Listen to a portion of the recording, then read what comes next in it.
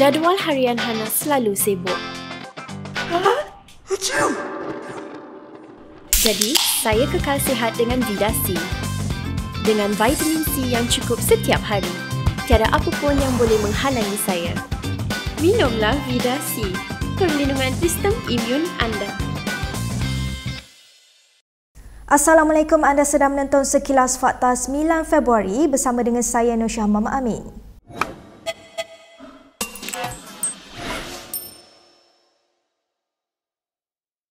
Tindakan Menteri Kesihatan Dr. Adham Baba melonggarkan peraturan kuarantin kepada menteri yang pulang dari lawatan rasmi di luar negara dibidas ramai pihak. Perintah tersebut pada dasarnya mengurangkan tempoh kuarantin menteri dari 10 ke 3 hari. Perintah itu dinamakan Pencegahan dan Pengawalan Penyakit Berjangkit Pengecualian 2021 terbit pada Warta Persekutuan semalam. Berikutan itu, bekas Perdana Menteri Najib Razak berkata, perintah itu hanya membuka risiko yang lebih bahaya kepada orang ramai. Sementara itu, Ahli Majlis Tertinggi UMNO Muhammad Puan Azhar Kashfi berkata, Menteri perlu memberi penjelasan kepada rakyat kerana ia seolah-olah terdapat kuarantin 2 darjat. Kerajaan bersetuju untuk membenarkan orang ramai makan di restoran di sepanjang tempoh Perintah Kawalan Pergerakan PKP. Bagaimanapun kebenaran itu tertakluk kepada SOP yang ditetapkan. Dan jumlah yang dibenarkan terhad kepada 2 orang sahaja untuk satu meja dengan penjarakan fizikal sekurang-kurangnya 1 meter. Pemilik restoran juga perlu memberi tugasan kepada sekurang-kurangnya seorang pekerja bagi premis yang membenarkan makan di dalam kedai ini, di dalam restoran ini, untuk memastikan kawasan keluar masuk pelanggan ke premis. Memastikan kehadiran pekerja dan pelanggan direkodkan. Penjarakan 1 meter semasa di dalam premis dan menghadkan bilangan pelanggan yang berada di premis pada satu-satu masa. Selain itu, Ismail turut mengumumkan sektor peruncitan yang meliputi pakaian, fashion, aksesori dan kedai kasut dapat dibuka mulai esok. Baik, kita ke berita yang seterusnya. Ahli Parlimen Muar Syed Sadi Abdul Rahman hari ini menyuarakan kekecewaannya mengenai mekanisme program bantuan komputer riba di bawah Belanjawan 2021. Dan dalam pembentangan belanjawan tersebut jelas dikatakan bahawa laptop itu akan diberikan kepada murid-murid dan tidak ada pemakluman langsung bahawa ini sekadar pinjaman dan bukan pemberian. Sebab itu apa yang dilaporkan pada hari ini agak menyedihkan. Kerana pada hari ini kita dikejutkan dengan berita baru di mana laptop ini tidak akan diberikan kepada anak-anak kita tetapi hanya akan dipinjamkan dan sama sahaja dengan skim pinjaman buku teks. Saya rasa ini agak mengejutkan kerana perkara ini tidak sama sekali dimaklumkan pada sesi belanjawan yang lepas.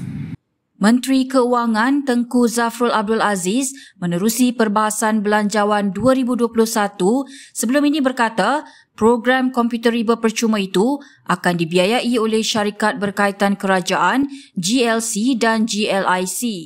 Nama 2 Menteri Kerajaan Perikatan Nasional Dr. Adham Baba dan Rina Harun hari ini menjadi sohor kini di media sosial. Namun kedua mereka menjadi sohor kini atas sebab yang berbeza. Adam yang merupakan Menteri Kesihatan menerima kritikan, sindiran dan hasut maya atas peraturan baru berkaitan kuarantin untuk menteri seperti yang dilaporkan media sejak semalam. Manakala Rina yang juga Menteri Pembangunan Wanita, Keluarga dan Masyarakat pula menerima pujian warga maya kerana penampilan barunya yang semakin langsing berbanding sebelum ini. Tidak kurang juga yang menjadikan menteri dari Bersatu itu sebagai inspirasi untuk mencapai berat badan idaman masing-masing. Setakat berita ini ditulis, tanda pagar Adam Baba letak jawatan dan tanda pagar Rina Harun saling bertukar-tukar kedudukan untuk tempat pertama sohor kini di Malaysia. Kes COVID-19 di Malaysia menyaksikan tren penurunan apabila 2,764 kes baharu dicatatkan hari ini. Ini merupakan kes baru di bawah angka 3,000 sejak 11 Januari. Kes tempatan adalah 2,758 kes, iaitu melibatkan 1,850 warga negara bersamaan dengan 67.1% dan 908 bukan warga negara bersamaan dengan 32.9%. Kes aktif dengan kebolehjangkitan ialah 50,841 kes. Kes yang memerlukan rawatan di unit rawatan rapi ialah 289 kes. Kes yang memerlukan bantuan pernafasan ialah 127 kes dan kes kematian hari ini ialah 13 kes. Jumlah kumulatif kes kematian adalah 909 kes bersamaan dengan 0.37%.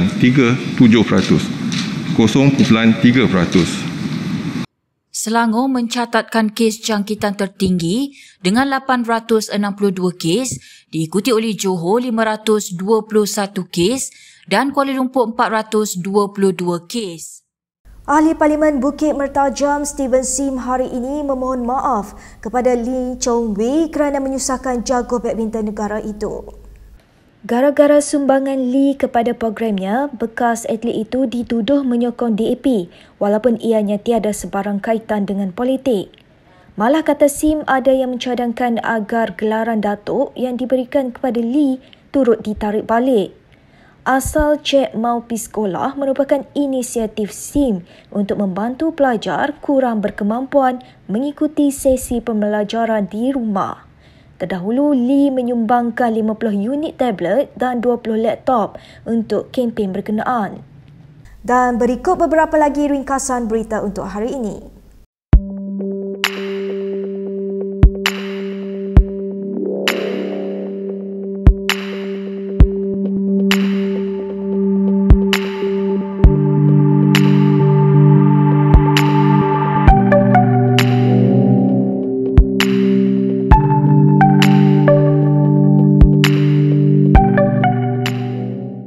Sekian sahaja daripada saya, Nosha Mama Amin untuk Sekilas Fakta. Untuk lebih banyak berita, anda boleh melayari kinitv.com. Anda juga boleh mengikuti kami di Instagram, Twitter, YouTube dan Facebook. Salam hormat dan jumpa lagi.